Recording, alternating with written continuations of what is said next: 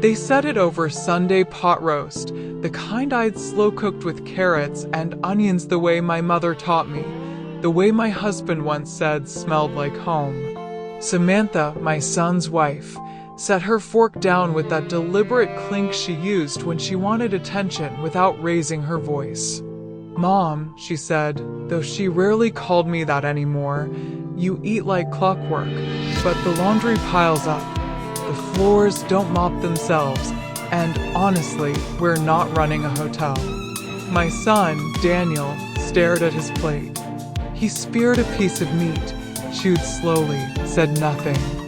Not a defense, not a disagreement, just the soft scrape of tines on porcelain. Our granddaughter, little Elise, only 6, looked from face to face, her fork frozen halfway to her mouth. She understood tone more than words. The room went thick, the kind of thick where even the steam from the gravy seemed to pause. I didn't answer right away. I reached for the salt, shook a little over my potatoes, more habit than need, then began clearing plates the moment they were empty enough. That was my answer. Not tears, not shouts, just movement.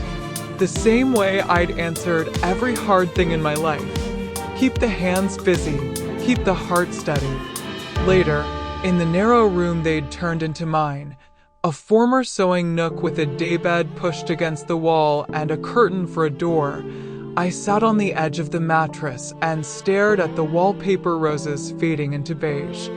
From downstairs came their laughter, soft at first, then louder, a sitcom laugh track bleeding through the floorboards. Elise's small footsteps pattered up for a goodnight kiss I never got to give anymore. I listened until the house settled into its night creaks. I thought about my husband, Paul, how in his last months, when the cancer had eaten everything but his eyes, he'd made me promise not to sell the farmstead. "It's yours, Ruth," he'd whispered, breath shallow. Always was. I fixed the papers so no one can take it from you. I'd nodded, thinking he was talking comfort, not law. I never checked. Why would I? I trusted the family we'd built. I trusted Daniel, the boy who once ran barefoot through the corn rows calling for me to watch him catch fireflies. I trusted the woman he married, even when her smiles grew thinner. The next morning I rose before dawn, as always. Made coffee the strong way Paul liked, though he was gone 11 years now. Daniel drank it black. Samantha preferred oat milk lattes from the drive-thru. I left theirs on the counter, covered, the way I always did. Then I walked to the barn, still standing, though the roof sagged like an old man's shoulders. In the loft, behind stacks of yellowed seed catalogs, was the metal box Paul kept for important things. I hadn't opened it since the funeral. Inside, birth certificates, our wedding license, his army discharge, and a single manila envelope labeled in his careful block letters, for Ruth, house and land, do not open until needed. I carried it to the kitchen table while the house still slept. The document inside was dated October 3rd, 2008, 2 months after Paul's diagnosis. A quitclaim deed. The entire property, house, barn, 3 acres of tillable ground, the old orchard, transferred to me alone. No joint tenancy, no survivorship for Daniel. Just my name, witnessed by the county clerk and notarized by old Mr. Harlan down at the feed store who'd known us since we were kids. Paul's signature trembled at the bottom, but it was there. Solid. I sat with it a long time. The coffee cooled. Outside, the first light touched the corn tassels gold.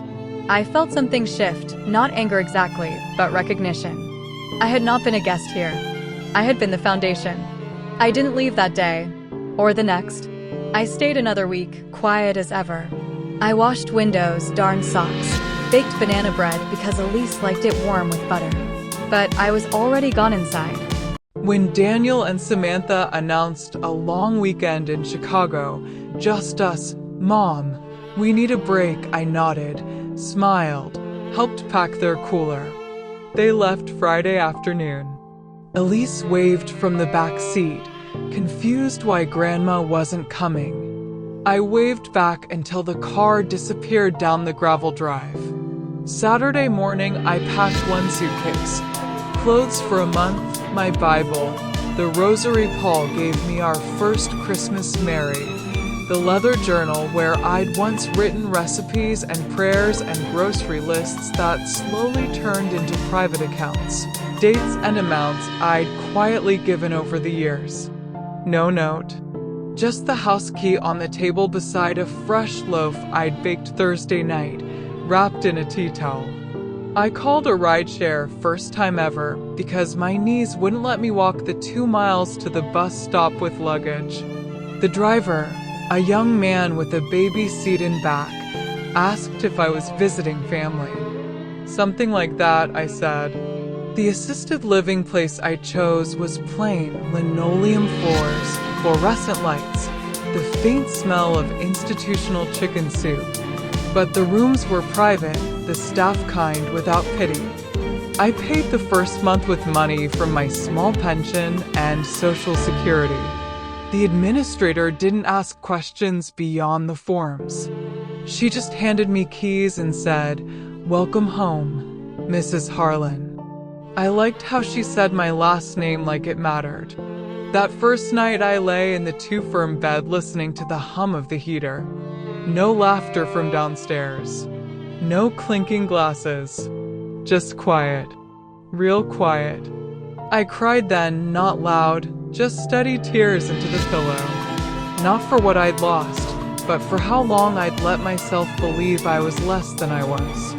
Monday I called Mr. Harlan's son, now the county clerk.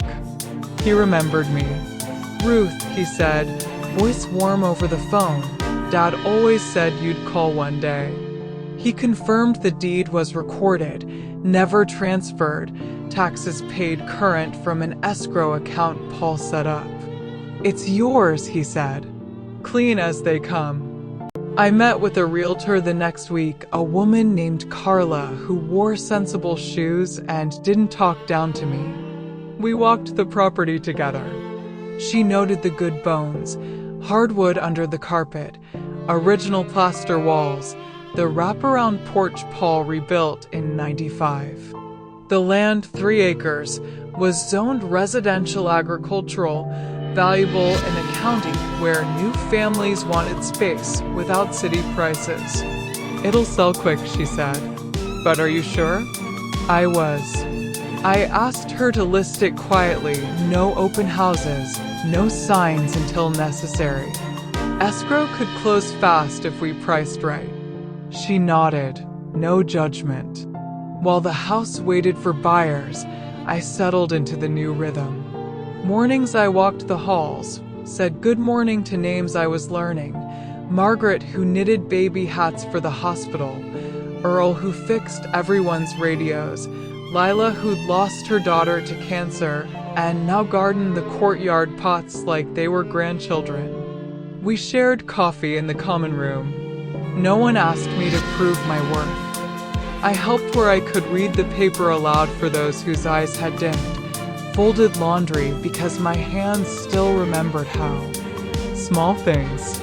Enough to feel I belonged without earning it. 3 months passed.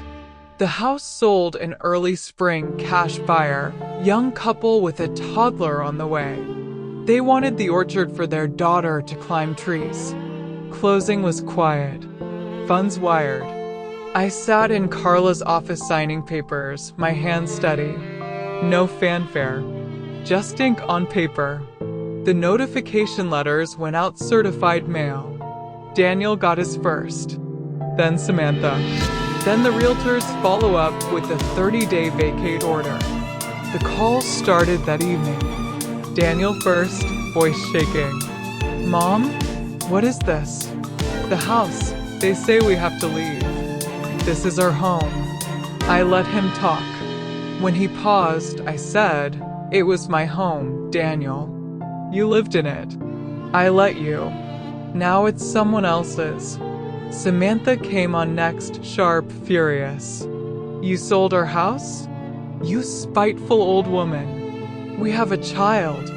Where are we supposed to go?" I answered softly, "I raised a child in that house.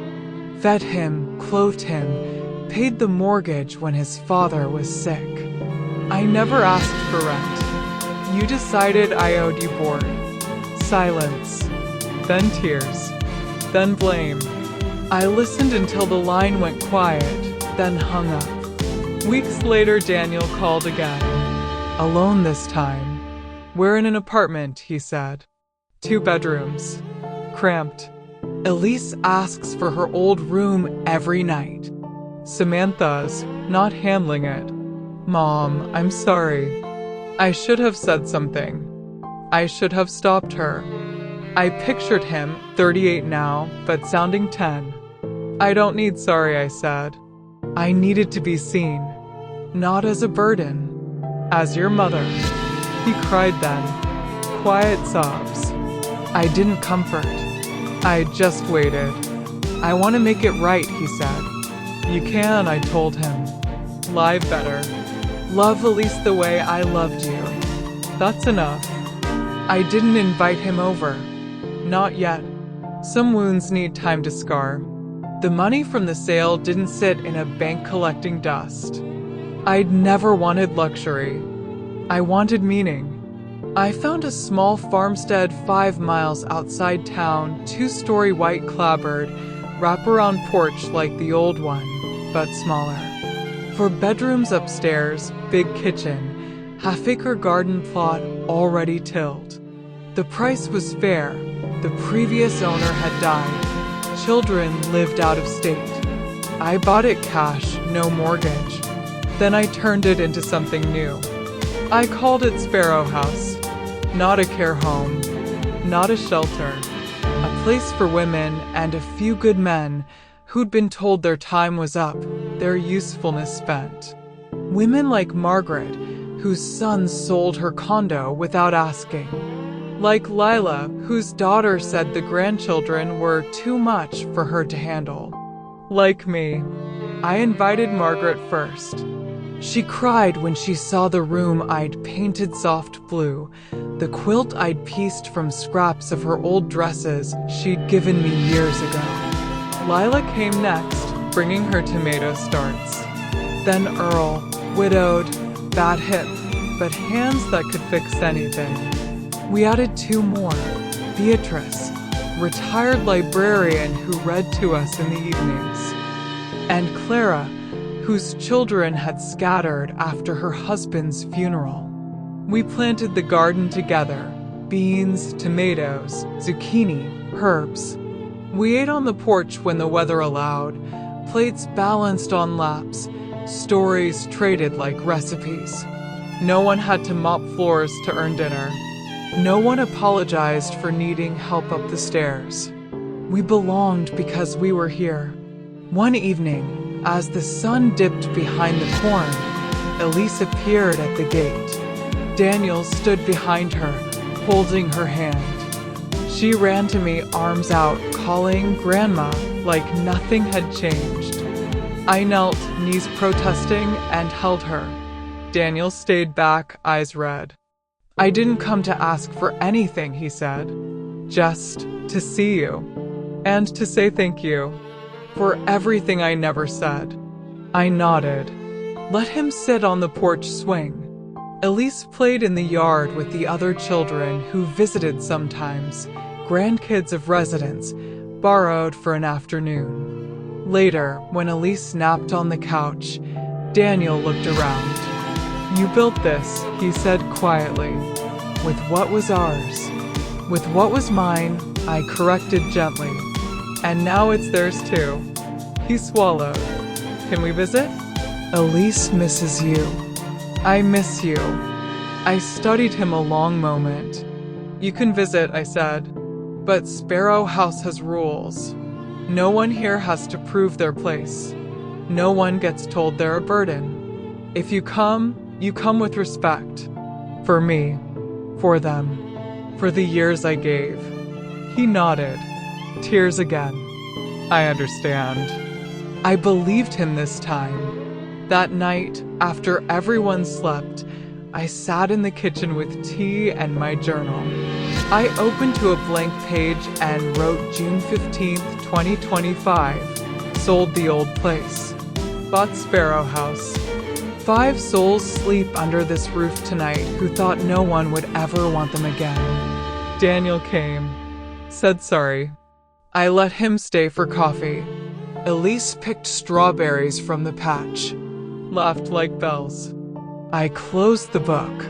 Outside, crickets sang. The house settled around me, not creaking with old resentments, but sighing with contentment. They once called me someone who only ate, but I had fed them for decades, meals, money, mercy, memory. Now I fed others, and finally myself, not with revenge, with rest. And in that rest, I found something stronger than anger. I found peace, the kind that doesn't shout. It simply arrives, sits beside you on the porch, and stays. If you've ever been told your worth ended when your hands slowed, when your steps faltered, when the table you set for years suddenly had no chair for you, hear me. You are not done. You are not a burden. You are the root. And roots remember. They hold the ground steady long after the branches think they've grown alone. I tell this story not for pity, not for applause. I tell it because silence lets cruelty grow. Because every mother, every grandmother deserves to hear her own name spoken with kindness again. Because sometimes the greatest reclaiming isn't taking back a house. It's taking back your voice and building a new one, porch by porch, garden by garden, story by story. Welcome to Sparrow House. There's always room at the table, and no one has to earn their seat.